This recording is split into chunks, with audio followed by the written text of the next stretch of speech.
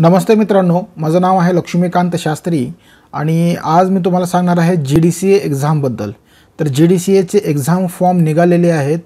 तर तुम्हाला गुगलमध्ये सर्च करायचं आहे GDCA सर्च केल्यानंतर त्याची जी लिंक आहे gdca.maharashtra.gov.in वर काय झालेले आहे ते सूचना प्रसारित केलेली आहे डिपार्टमेंटने वेबसाईटवर। तर तुम्ही बघू शकतात की GDCA आणि CHM परीक्षा जी आहे 2023च्या त्याची जे फॉर्म भरायची जी तारीख आहे ती 5 जानेवारी 2023 ला सुरू झालेली आहे आणि शेवट आहे म्हणजे शेवट जे लास्ट जी डेट आहे ती शेवटची डेट आहे 5 फेब्रुवारी 2023।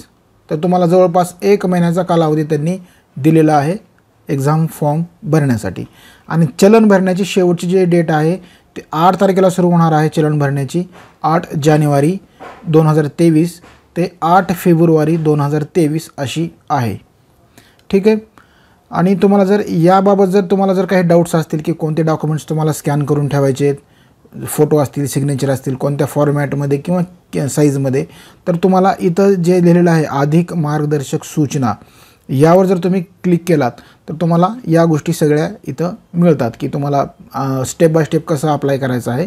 मी सुद्धा एक व्हिडिओ टाकणार आहे की एक्झाम फॉर्म कसा भरायचा तोही तुम्ही पाहू शकता। ठीक आहे।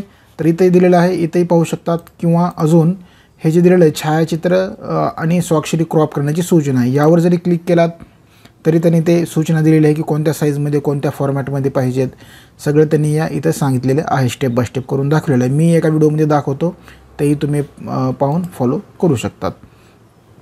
आणि पुन्हा बाकीच्या गोष्टी त्यांनी इथे दिलेल्या आहेत, जसं हे इथं जर तुम्ही केलात परीक्षा जाहिरात, इथं जुनी जाहिरात आहे, अजून ही जाहिरात अपडेट झालेली नाही आहे, 2018ची जाहिरात आहे, अपडेट झाली तर पाहू शकतात तुम्ही।